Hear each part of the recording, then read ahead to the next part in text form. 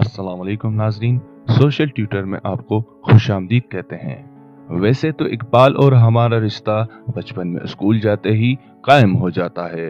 हमारे यहाँ बच्चा इकबाल से शनासा तब ही हो जाता है जब वो स्कूल में पहली बार सुनता है, लब पे आती है दुआ बन के तमन्ना मेरी, जिंदगी शम्मा की सूरत हो खुदाया मेरी।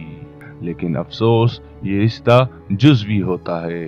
बच्चे ये दुआ पढ़ तो रहे होते हैं लेकिन इसकी रूह तक पहुंच नहीं पाते, क्योंकि बदकिस्मती से हमारे पास वो असातिज़ा ही नहीं जो हमें इकबालियात को पढ़ाएं, समझाएं और इसका प्रचार करने वाला बनाएं। हमारे यहाँ वालिदैन चाहते हैं कि हमारी औलाद तरक्की करे, उसकी ऊंची परवाज हो, वो अपनी मंजिल का मुसाफिर बने, कामयाबी उसका मुकद्दर हो, वो गैरतमंद भी हो, खुददार भी हो और अपनी सलाहियतों को पहचान कर उसको बरवक्त रोएकार लाने का हुनर भी जानता हो।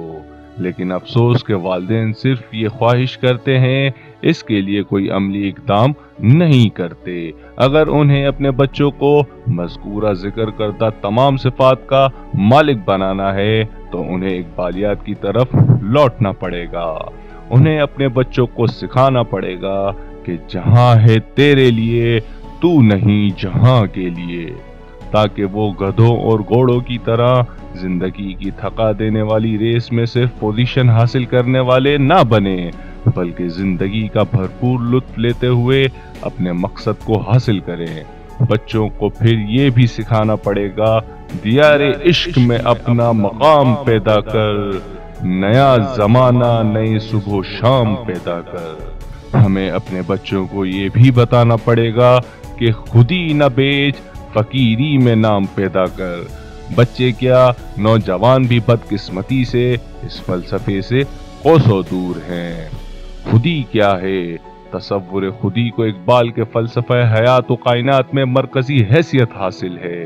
अगर खुदी के तसव्वुर को समझ लिया जाए तो इकबाल की शायरी को समझना आसान हो जाता है।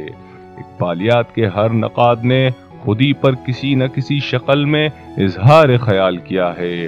डॉक्टर सैयद अब्दुल्ला इस सिलसिले में लिखते हैं, खुदी खुद हयात का दूसरा नाम है, खुदी इश्क के मुतरादिफ है, खुदी ज़ौक़ तस्खीर का नाम है, खुदी से मुराद खुद आगाई है, खुदी ज़ौक़ तलब है, खुदी ईमान के मुतरादिफ है, खुदी सरचश्मा जुद्दत व नुदरत है, खुदी यकीन की गहराई है, खुदी सोज़ हयात का सरचश्मा है और ज़ौक़ तख्लीक का माखुज़ है।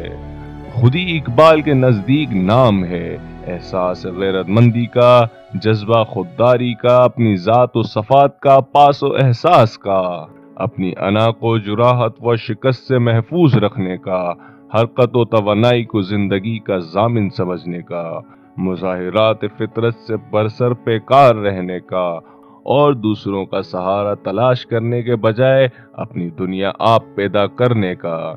यूं समझ लीजिए कि इकबाल के नुक्ता नज़र से खुदी जिंदगी का आगाज, वसत और अंजाम सभी कुछ है। फर्द व मिल्लत की तरक्की व तनज़्ज़ुल खुदी की तरक्की व ज़वाल पर मुनहसिर है।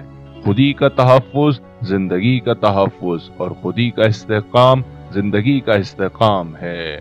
अज़ल से अबद तक खुदी की ही कार फरमाई है, इसकी कामरानियां और कारशाइयां बेशुमार और इसकी वसअतें और बुलंदियां बेकिनार है।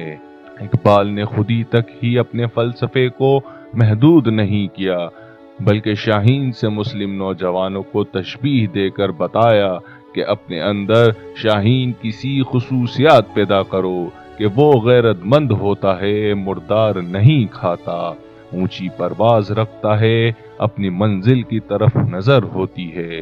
इकबाल ने नौजवान को शाहीन जैसी खुसूसियात पैदा करने के लिए अपने मखसूस अंदाज में तरगीब दी।